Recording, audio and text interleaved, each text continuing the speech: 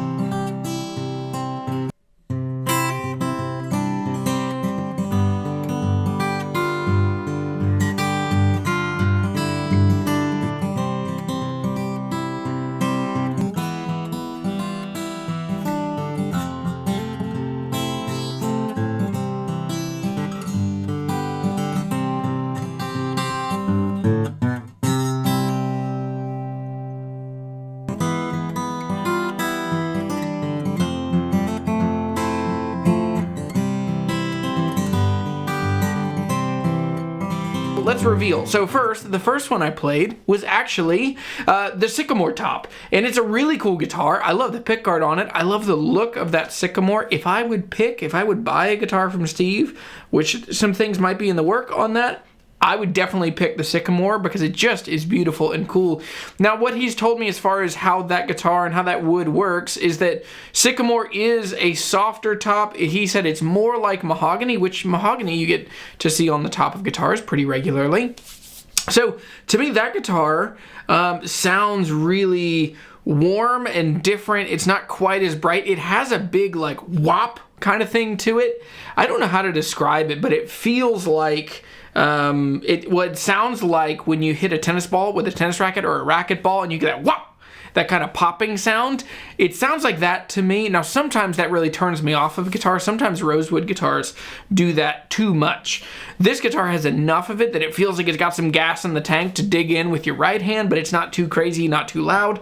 But I think what's happening in there is that there's so much energy being transferred from your hand through the strings, through the soundboard, through the back and sides of the guitar, that you are causing all that air to erupt out of the sound hole. And I think what's happening is a physical limitation of how much air can get out of the sound hole at that time. Because remember, guitars are physics systems. So I think you're just sending too much air out too fast and you're getting that sound, that whoppy sound out of it. Now, with this guitar, it seems like it's dialed in. You get a lot of it, but you don't get it to where it's overwhelming. Now, the second guitar that I played was the Sitka Spruce top, and it's still oak back and sides. And what I have found with that is that guitar sounds nostalgic. And I think it's because I'm so used to, our ears are so accustomed to hearing Sitka Spruce on the top of a guitar. Now, the reasons people and builders love Sitka Spruce is that it is readily available, it's really tight grain, it's pretty soft, and there is really high energy transfer. So your hands putting in energy into the top through the strings, it rewards you with a really warm, really sweet sound. And so what I found is on this guitar, I found more clarity on the individual notes, and it just sounds more the way that my brain tells me an acoustic guitar could sound. Now, on both of these guitars, my reflections on oak as a tone wood, it is clear, it is bright, it is articulate. There's a lot more bass than I thought there would be, and it's not as brittle as walnut can sound. Walnut, to me, as a tone wood on the back and sides of an acoustic guitar, can be just a little aggressive. It's a little too trebly. Sometimes it is wonderful. The J15 I owned about a year ago that I sold to my friend Tristan here in town, that guitar sounds incredible. I think that walnut is a great tone wood and should be used by all builders. There's no excuse if you're building guitars in North America to not use walnut more often. Another tone wood to really check out is cherry. But all of that to say, as I arrive at the two guitars, the thread that ties these two together, being dreadnoughts, being the same scale length, 25.4, I believe, on the scale length, and then all of that with oak being the thread that really ties these two together.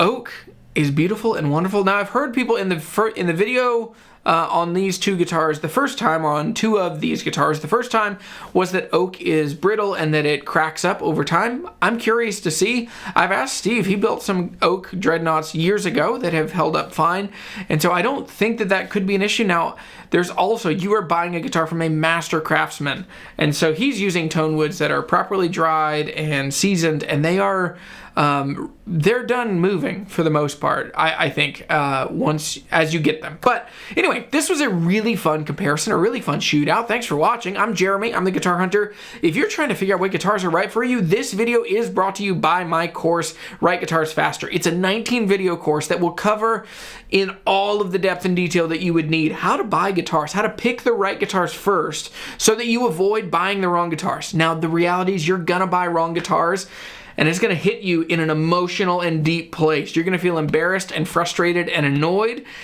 and don't stay there. This course will teach you how to overcome that, and when you buy wrong guitars, it will teach you how to take great pictures and write captivating descriptions so that you get to sell those guitars and get as much money back out of them so that you can build a meaningful guitar collection. That's my favorite thing. That is the deep life that you should aim for, that you would have a guitar collection that is representative of you, that you have a deep understanding of yourself and what you value, and then that gets to kind of show through in the guitars that you own.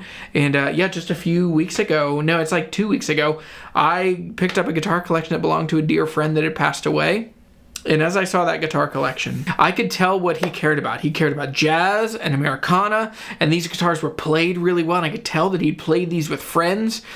And so that's what we should aim for. We should aim for guitar collections that show the world who we are and what we value. Check out Write Guitars Faster. There's a link in the description down below. It is an amazing course that will help you. There is no possible way that it will not save you hundreds, if not thousands of dollars as you build your meaningful guitar collection. So check it out. Thanks for watching. I'm Jeremy. I'll see you later. Bye.